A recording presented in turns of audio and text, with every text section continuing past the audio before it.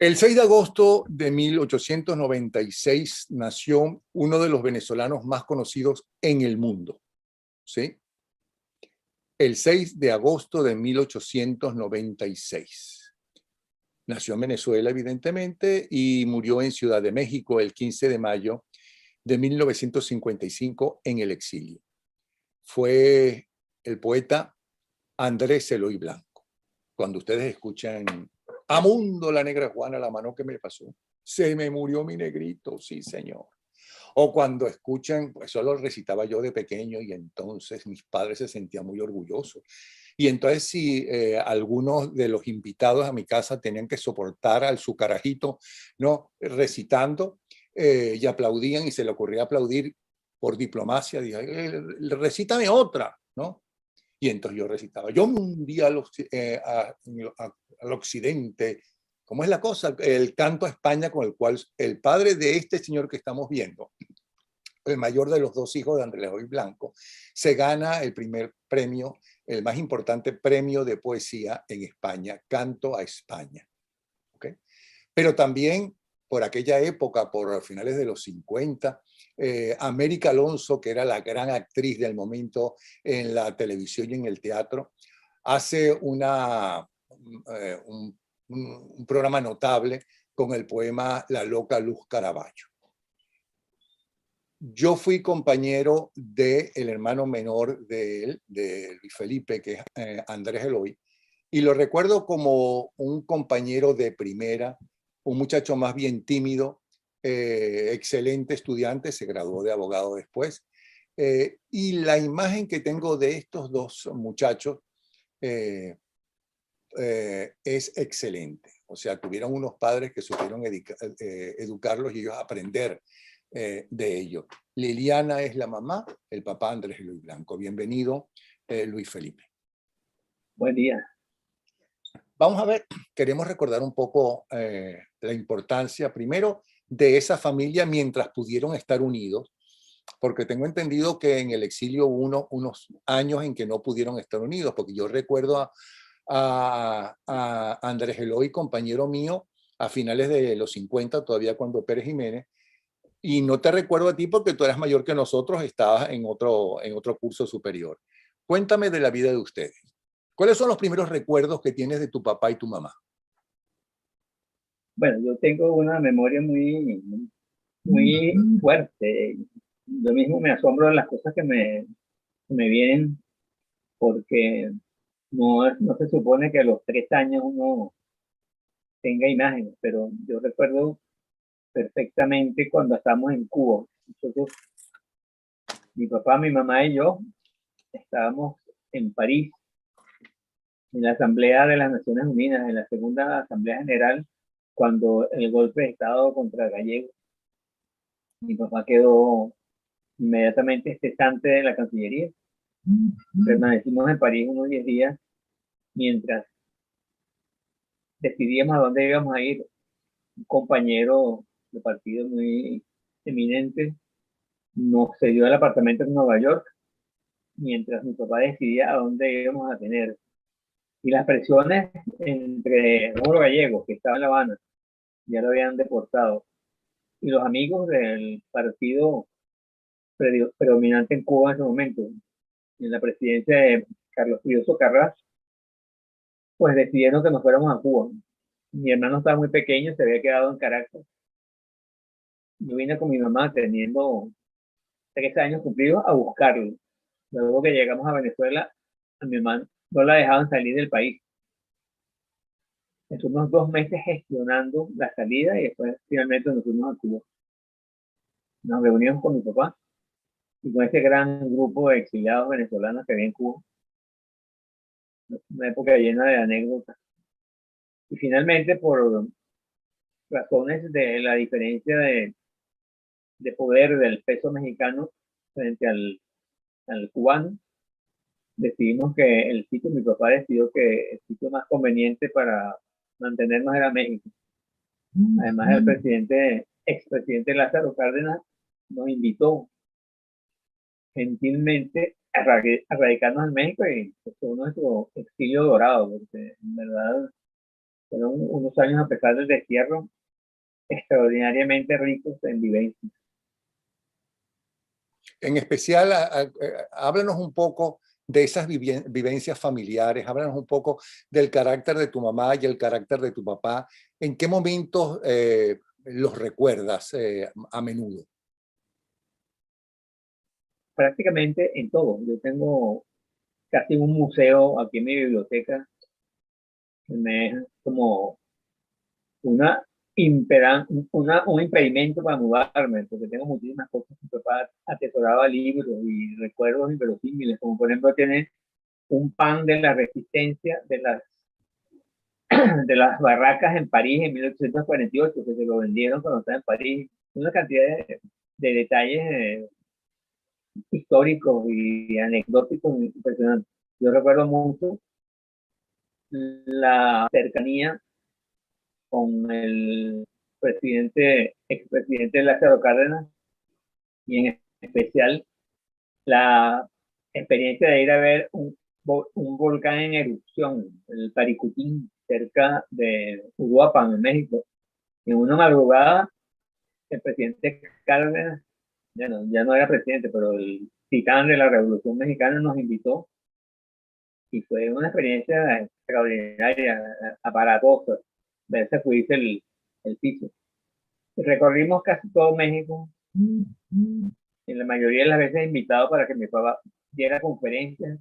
Ahí conocí la faceta que más me impresionó de él permanentemente, que es la de orador.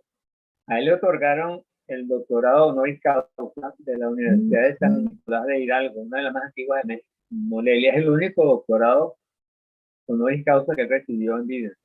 Y ese día Bueno, le dieron el mismo premio a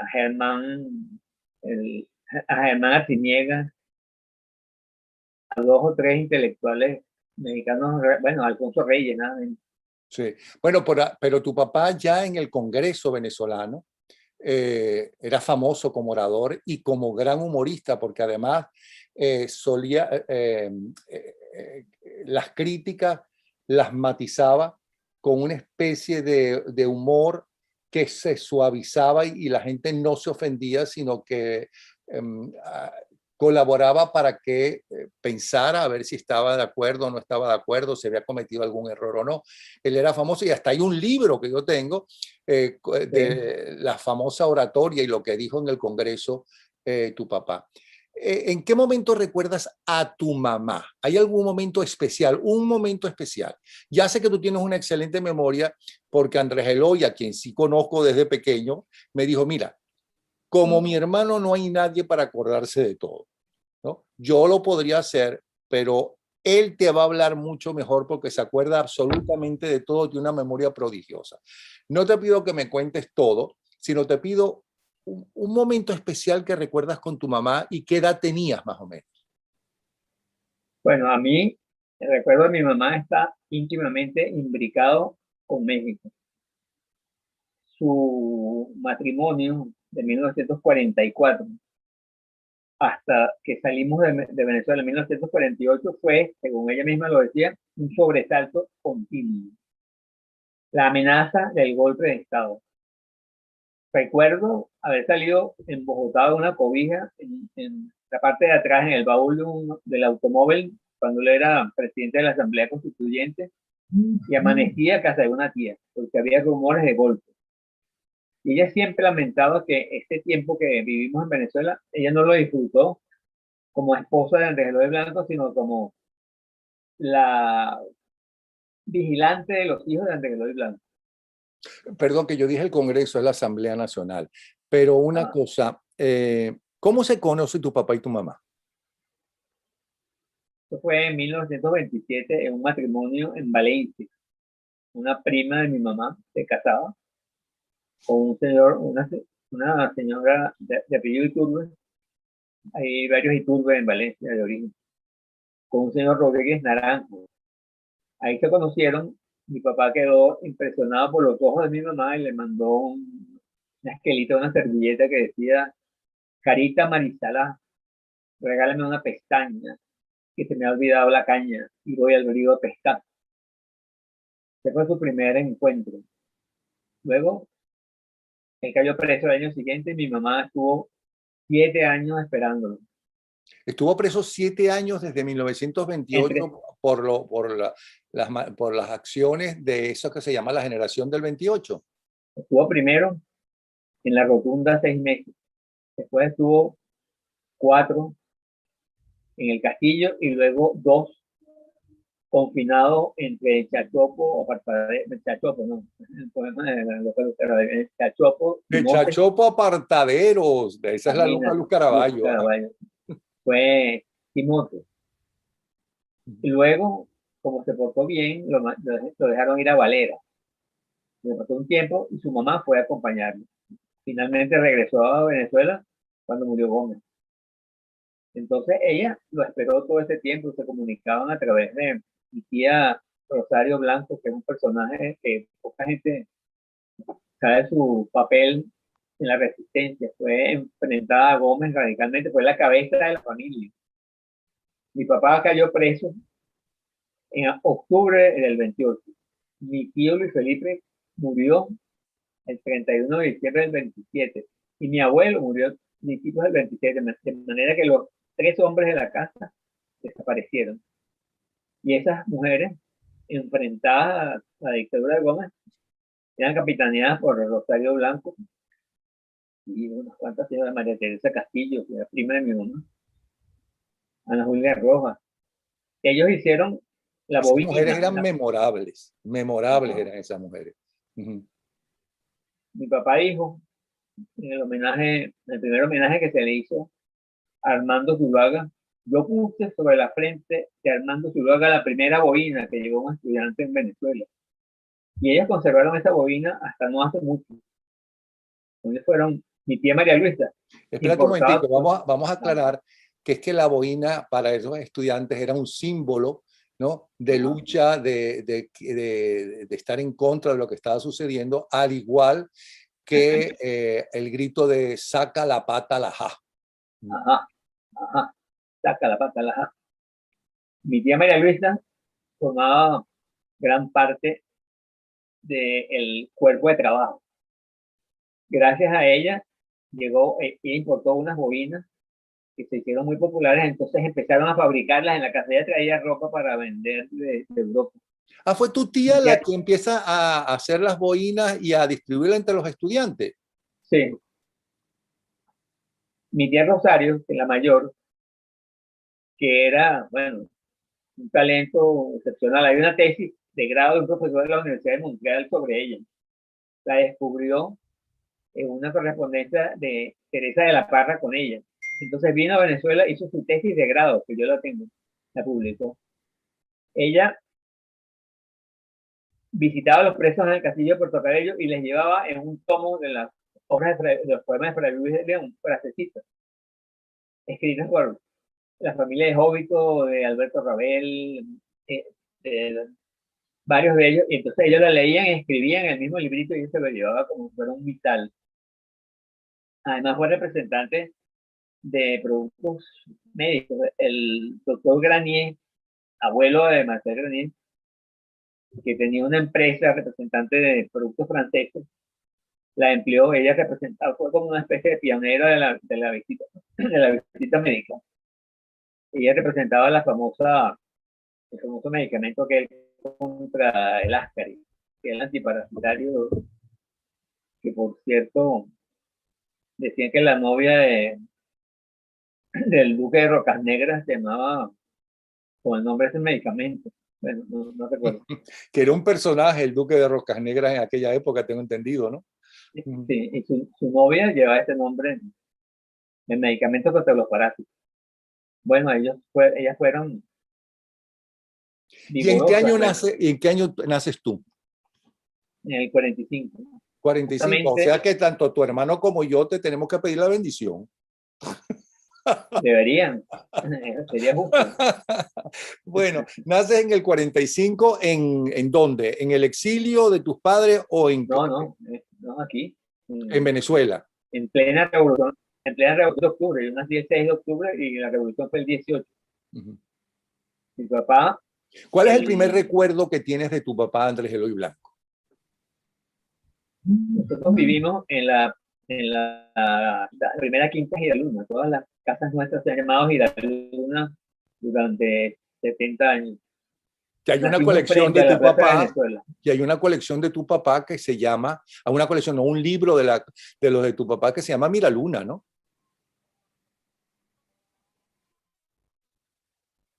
Ajá. Entonces, nacimos allí, los dos. Pero en el 48, vivimos del 45 al 48 ahí nada más. Lo que más recuerdo es cuando regresaba de las sesiones del Congreso y traía dos o tres amigos y se sentaban a echar broma debajo de la escalera, una escalera de caracol que había en la casa.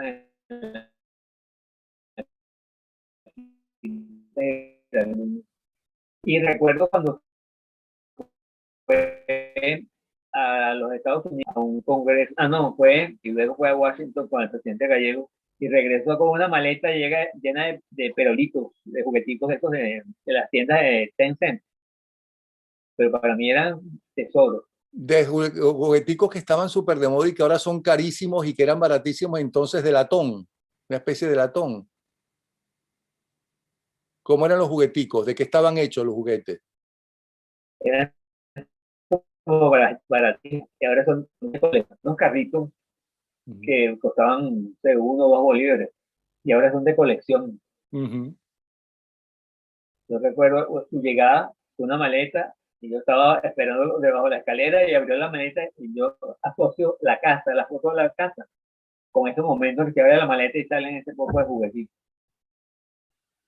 Bueno, y luego tengo muy pocas visiones de él, sino en momentos así como tiene que irse en el carro, que a lo mejor vienen para acá a buscarme, entonces él se iba a dormir en casa de una hermana, y bueno, muy tormentoso, pero el recuerdo principal de mi mamá es mexicano porque ella en México vivió el esplendor de su matrimonio. Ella se adaptó a la comida mexicana, a la ropa mexicana, hasta al hablar mexicano, y en verdad para ella eso no fue un exilio, fue la verdadera vida familiar, hogareña, pacífica y llena de viajes, porque nosotros viajábamos mucho, aunque no éramos adinerados, nos vivían invitando.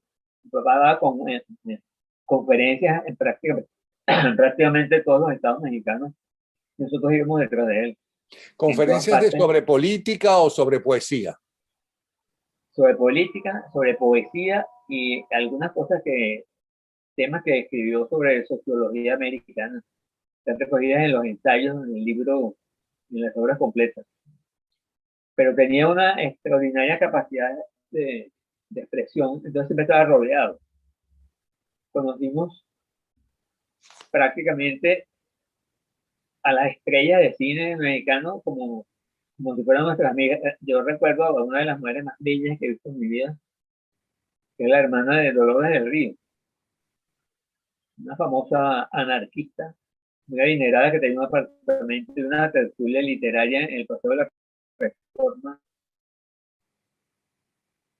Yo tengo una foto que impactado con ella cuando la vi. Luego conocimos a María Félix. Y muy importante, conocimos a Cantinflas. Fuimos a su rancho el 1 de enero de 1952, su rancho en San Miguel de Allende, porque mi papá y él estaban haciendo el argumento para una película que se iba a llamar El Árbol de la Noche Alegre. San Miguel Allende es un pueblo hermosísimo. Ahí está todavía, en la casa de Cantinflas, solo que ya no tiene la extensión, pero tenía una pequeña plaza de toros y a él le gustaba torear.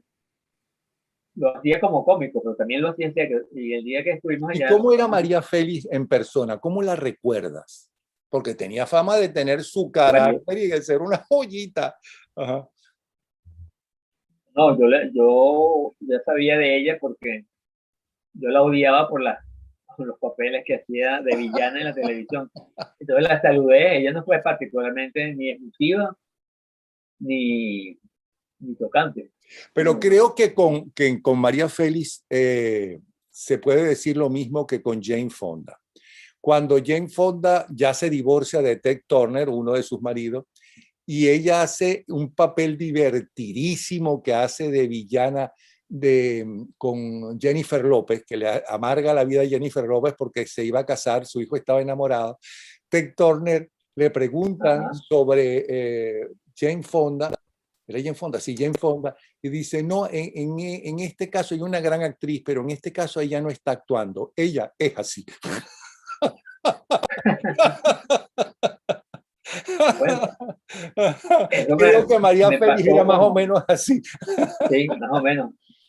Yo creo que en el momento que la vi, nadie estaba bromeando ni simpatizando con ella, sino la estaban viendo como un objeto, un jarrón chino, costosísimo que lo trajeron para que la gente lo viera. Pero en Una cambio, especie de no me diosa pasó que lo estaba mismo con allí. Dolores del Río. Y Dolores del Río Cantinflas, sí ¿cómo fue lo muy recuerdas simpática. ¿Y cómo recuerdas a Cantinflas? Bueno, ese día era una fiesta, nos hizo unos cuantos chistes y luego lo que más recuerdo es que toreó una vaquilla ahí en homenaje a mi papá. Él fue a torear también a Venezuela. Cantinflas dio giras como torero. Sí, sí, él toreaba en varios sitios, como, sobre todo en festivales benéficos. Y en el caso de Dolores del Río, si no fue la primera, es una de las primeras actrices latinas que triunfa en los Estados Unidos, en Hollywood. En los Estados Unidos. En un gran Sí. mérito, Dolores del Río. En un extraordinario mérito. Ok. Ahora, ¿en qué momento tu papá se ponía a escribir los poemas que escribió tantos poemas? Ajá. Él escribía en su vieja máquina que tecleaba durísimo. Tecleaba sobre todo después del almuerzo. Él dormía en una siesta que era sagrada. Media hora se tomaba una pastilla negra, una cosa de digestivo que se llamaba esericarbón. Y siempre andaba con la lengua negra porque eso era bueno para la digestión. Entonces se ponía a jugar solitario con barajas españolas. Y de repente hacía el lapso y me invitaba a jugar con él juegos solitarios que yo podía hacer y luego un juego llamado Carga la Burra, que yo no me acuerdo realmente cómo se jugaba. Y una cosa que varias veces practicó que es dividir las barajas en el bando español y el bando venezolano y luego verificar Ayacucho y Carabobo con las barajas. Y tengo todavía unos dados en un contenedor de plata, tiraba los dados y nos enseñaba a jugar una cosa llamada piojito, que le salía 3 haces, ganaba, y nos mandaba a salir y se ponía a teclear. Y luego en las noches grababa una grabadora manual, unos carretes que luego enviaba a Venezuela casi clandestinos, que le llegaban a Cerfati, a Rafael Cerfati, en una grabadora que estaba cerca de Radio Caracas, en el centro de Caracas. Y ahí los transcribía a disco. Bueno, yo tengo uno de esos discos donde él recita algunos de sus poemas. Sí, todos los editó Cerfati en ¿Y la recuerdas? discográfica Turpial, se llamaba la marca. ¿Y recuerdas, Luis Felipe, o sabes cómo se le ocurre el famoso poema Angelitos Negros, que fue inspiración de películas, fue inspiración inclusive en la canción que durante décadas más se vendió en la historia de la música española? Es Angelitos Negros por el cantante cubano, se me olvidó el nombre del cantante cubano, que era muy famoso en aquella época, famosísimo. No. ¿Cuál dijiste? Eliseo Granet. No, chico, era un cantante cubano muy famoso. Bueno, es Angelitos Negros, esa canción basada en el poema. Eso se llama Eliseo Granet. Te escucho cortado porque es que Internet es un desastre en Venezuela. Pero, ¿qué me dijiste? No te entendí lo último. Eliseo Granet. No conozco esa versión de Liceo Granet. Se cayó la llamada. No conozco esa versión de Liceo Granet. La que conozco es de este hombre que ya me acordaré el nombre, el que se puso de moda en España, vamos a estar claros. El Barbarito 10. No, no, Tampoco. no. Inclusive es anterior. Antonio Machín. Antonio Machín, ese mismo. Ese fue el disco que Angelitos Negros con Antonio Machín, que durante décadas fue el más vendido en España. Y cuando yo viví 3 años en España, ya en los años 60, no había una verbena. Vamos a recordar a la gente que no conoce lo de las verbenas en España. Todos los pueblos tienen una vez al año sus fiestas patronales y la verbena es fundamental, ¿no? La gente va a ir a comer, a bailar, no sé, a reunirse, y hay música en el ambiente porque suele ser al aire libre. Y no fallaba Angelitos Negros como no fallaba Ansiedad de tenerte en mis brazos de Cheliche Sarabia. Y eso que Ansiedad estaba prohibida pasarla por radio porque era una letra muy fuerte, ¿no? Para la época franquista. Mira, ¿y no recuerdas cómo se le ocurre a tu papá ese poema? Sí. Ellos vivían en el Paraíso. Mi abuela vivía en el Paraíso, en una casa muy grande, donde tenía una habitación para cada uno de sus hijos, y ella exigía que cada uno de ellos por lo menos un día a la semana durmiera allá, lo que era un poco inconveniente. Y éramos vecinos, o eran ellos vecinos, de las Tobar, Elisa Elvira y María Luisa, famosas artistas de cerámica y pintoras. Y en el caso de la Zuluaga, una de las empleadas una vez se quejaba que se le había muerto su negrito, y ella dijo a mi papá lo de, no es posible, esa señora, porque dijo que vaya al cielo mi negrito. Entonces mi papá se fue inspirado, y yo tengo el...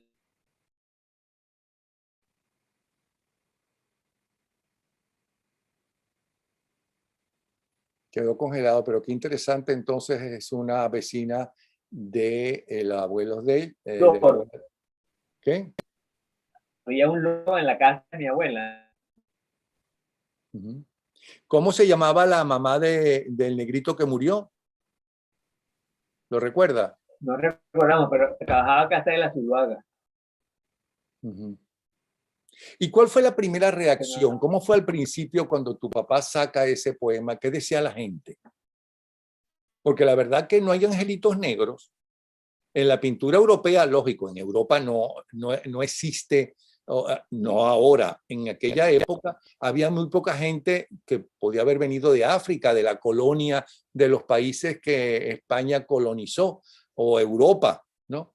En África. Pero toda la gente era blanca.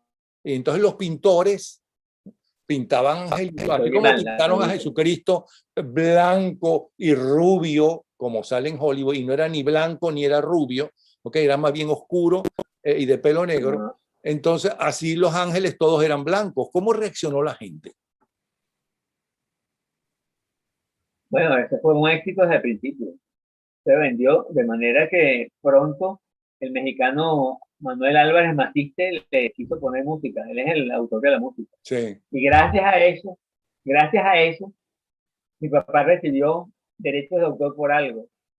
A él nunca le pagaron derechos de autor por ninguna otra grabación ni ningún otro concepto. Entonces los derechos de autor están registrados en México, en la editorial mexicana de música internacional, que pagaron religiosamente desde que él lo escribió hasta que llegó Chávez a Venezuela. En este momento la Asociación de Autores, aparentemente nada. Bueno, el hecho es que el gran poeta, bueno, el gran recitador, declamador Luis Carbonell, cubano, yo lo conocí en el año 98, una vez que fui a dar una charla en Cuba, la única vez que fui durante el castrismo, y me lo presentaron. Y él me contó esta anécdota de que a él no le gustaba que le hubieran puesto música a Angelitos Negros. Mi papá le contestó, bueno, la verdad es que a mí tampoco, pero tengo que reconocer que esos no son derechos de autor, sino son derechos por daños y perjuicios. Eso lo contó el mismo Luis Carbonell. Ahora, el canto a España, que le valió el más importante premio en poesía, ¿cómo se compone? ¿Cómo lo haces? ¿Conoces la historia del canto a España?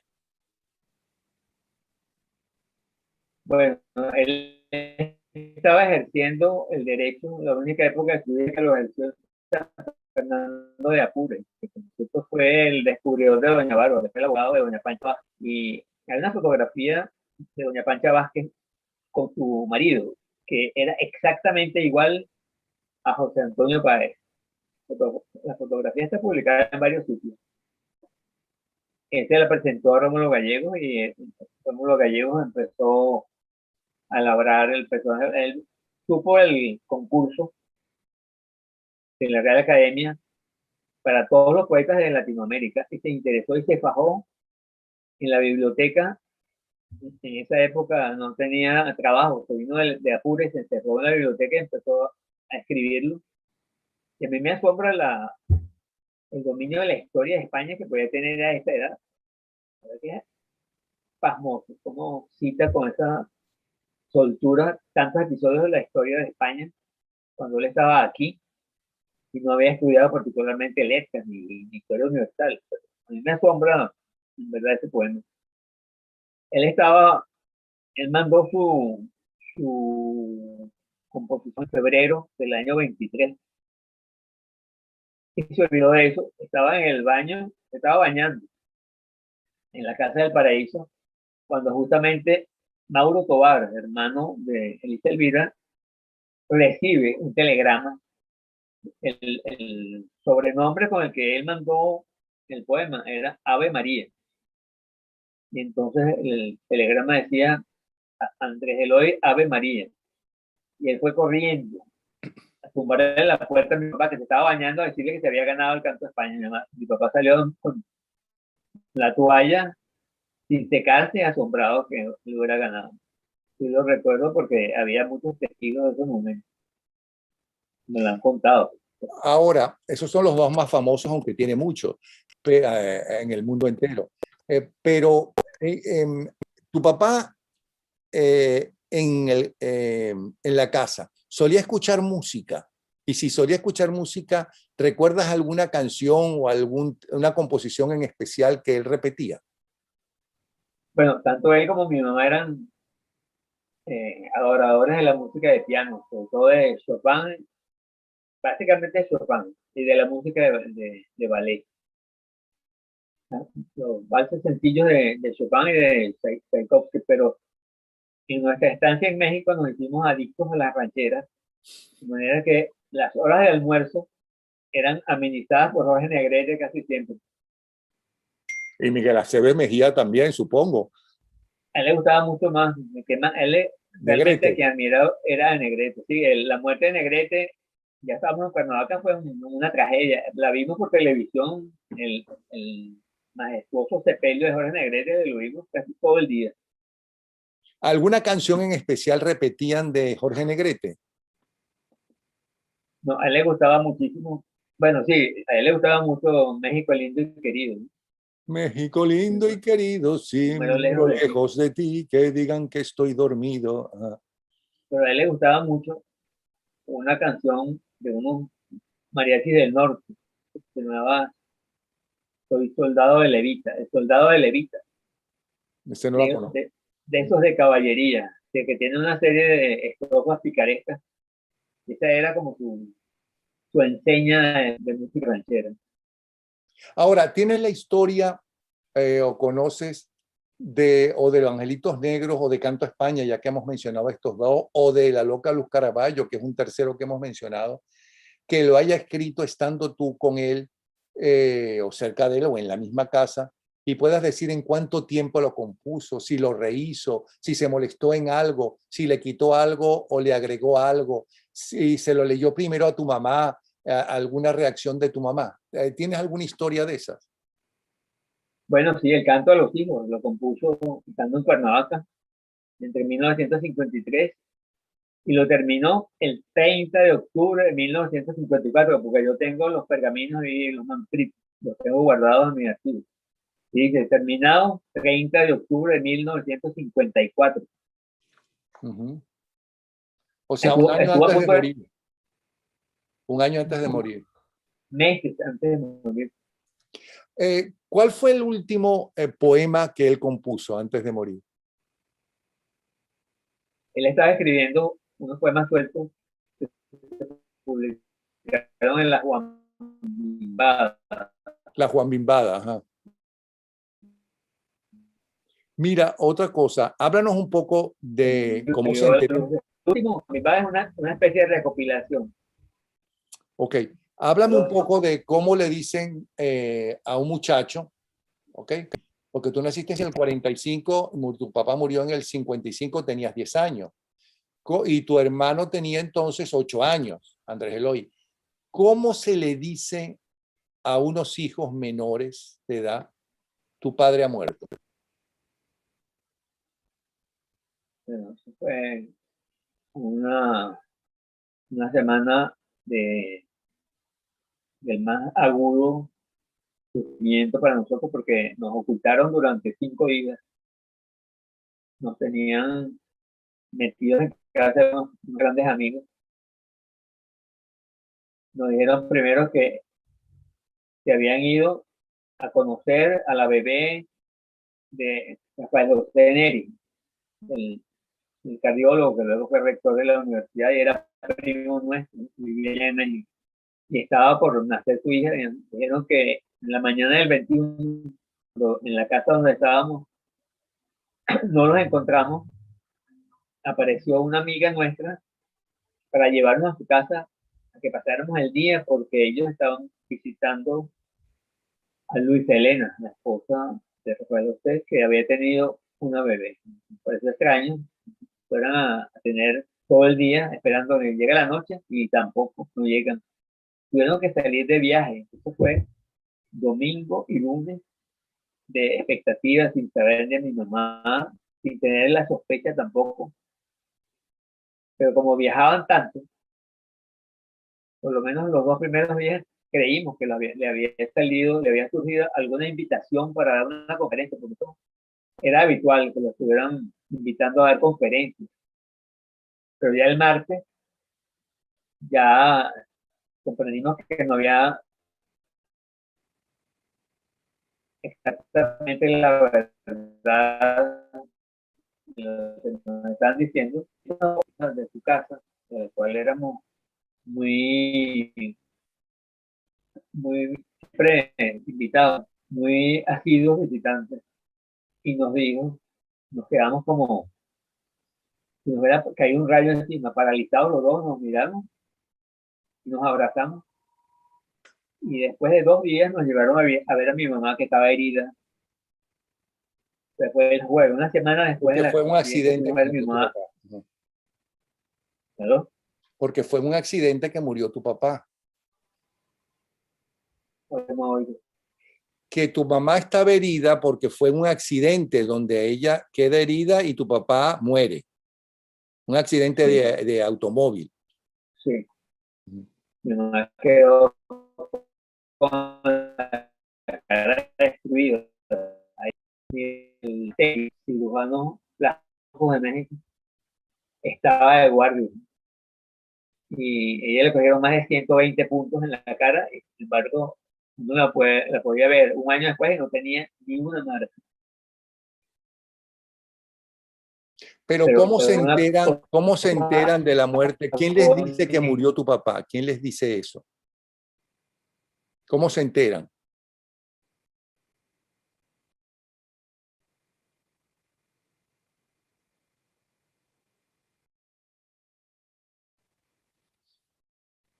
Qué lástima con internet. ¿Me oyes? ¿Aló? temporadas en su casa, ella pasaba temporadas, ellos pasaban temporadas en mi casa, ella era Gustavo Escobar, que era el padre de la célebre escultora Marisol Escobar, con quien compartimos en su casa, su esposa María de Lourdes, nos los confesó ese día martes, fatídico después del accidente. Bueno, fue en 1955 exactamente ¿Cuál es la mayo. fecha de mayo? El 15 de mayo, ¿no? Fue el 15 El de mayo. 20, el 21 de mayo. Ah, no fue el 15, fue el 21. 21. Ah, yo tengo aquí el 15, 21. Ok. Mira, después ustedes regresan a Venezuela, que es cuando los meten en el colegio La Salle de la Colina. ¿Ok? Ajá. ¿Y se gradúan en La Salle de la Colina de bachilleres o están solamente varios años? Como yo no me gradué de bachiller en Venezuela. Sí, sí. Nos grabamos los dos en la calle de la Colina. Tenemos muy gratos recuerdos, especialmente del director, del hermano Gerásimo. Ah, el hermano Gerásimo, sí. El hermano Gerásimo es una figura, digamos que bendita. En la Semana de la Patria, y que obligaban a desfilar delante de Pérez Jiménez, Sí, el hermano Gerásimo nos borró de la lista que mandó al ministerio con los alumnos para que no tuviéramos que desfilar. Los 2 años que vivimos, en 56 y 57, no desfilamos, porque no aparecíamos en la lista del colegio, porque el hermano Gerásimo nos borraba para mandarlo al Ministerio del Interior, donde se tomaba lista. sí. Bueno, ¿qué pasa después de tanto tiempo cuando escuchas un poema de tu papá, especialmente cuando escuchas o recitado o cantado, por ejemplo, Angelitos Negros, que todavía se sigue grabando? Creo que la mejor grabación que yo he escuchado y que tengo de Angelitos Negros es la de Roberta Flack. Roberta Flack era una super cantante que inclusive pegó en el mundo entero y llegó al primer lugar en ventas mundiales con una canción hermosa, La primera vez que vi tu rostro, porque es Sí, el no me tema, acuerdo. uno de los temas de una película de Clint Eastwood, que dirigió y actuó Clint Eastwood, Obsesión Mortal. En ese long play, ahí está Angelitos Negros cantado. ¿Qué pasa Sí, cuando yo tú lo lo sé. escuchas? ¿Qué pasa en ti? ¿Qué recuerdos te trae? Me trae recuerdos de la infancia intensamente, porque la gran mayoría de los visitantes, mi papá recibía visitantes en nuestra casa de Cuernavaca todos los fines de semana. Y venía gente que no lo conocía, pero quería conocer, y de repente traían un grupo musical y tocaban siempre Angelitos Negros. Y aquella otra que se llama Trago Largo, que también le puso música de Liceo Grenet. Eh, bueno, a mí me encantaba oírla más más que recitada, me gustaba la música, contrariamente a lo que a la mayoría le pasaba, porque el poema era demasiado largo y ya lo había oído mucho y todavía no lo percibía en esa profundidad que tiene. Yo lo oía como algo que sonaba bonito, pero el mensaje ese de la negritud excluida del cielo vine a tener posesión de él y con penetración de él ya a 14, 15 años. En verdad no me gustaba ni que me pusieran a recitar, ni que empezaran a recitar interminablemente en las reuniones, porque me aburría.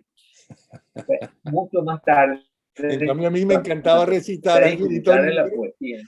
Mira, pero recítanos algo para terminar. ¿Cuál de todos los poemas de tu papá es el que más te gusta?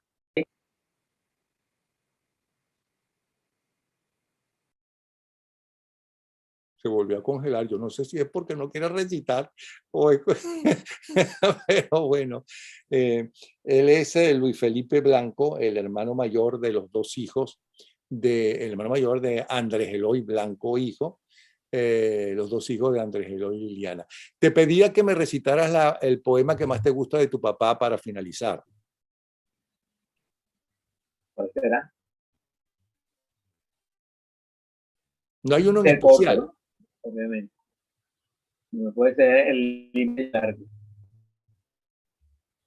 Puede ser el dulce.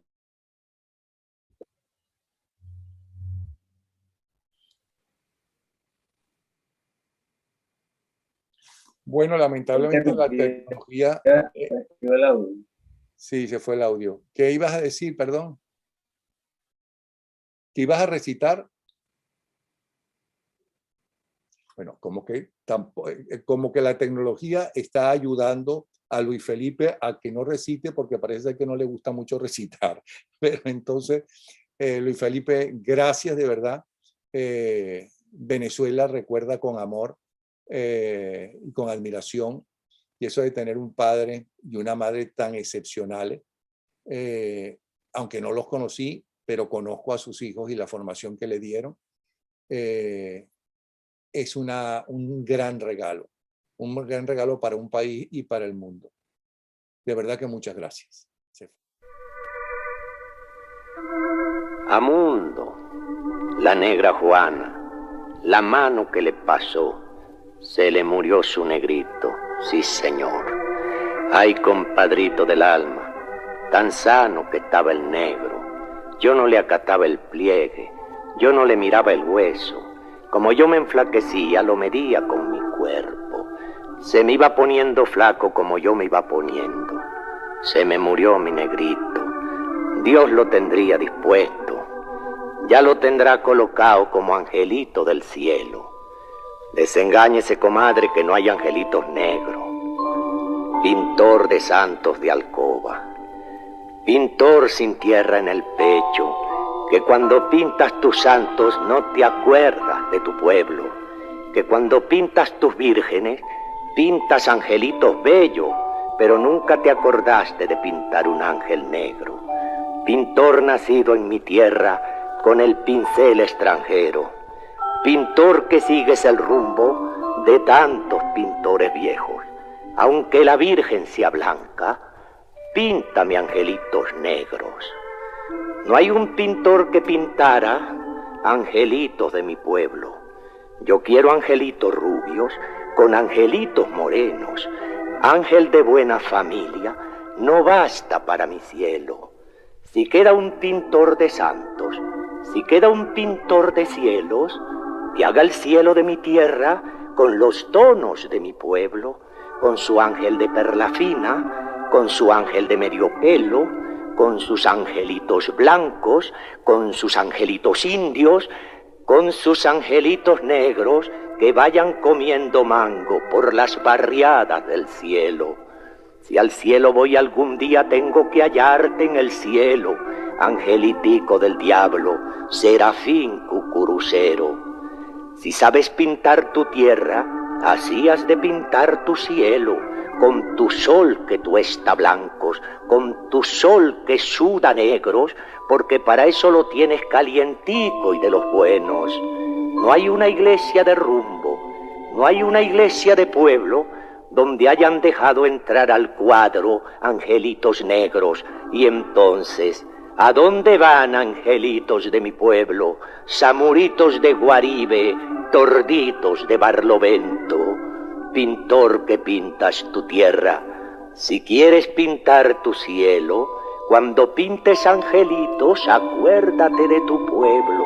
Y al lado del ángel rubio y junto al ángel trigueño, aunque la Virgen sea blanca, píntame angelitos negros.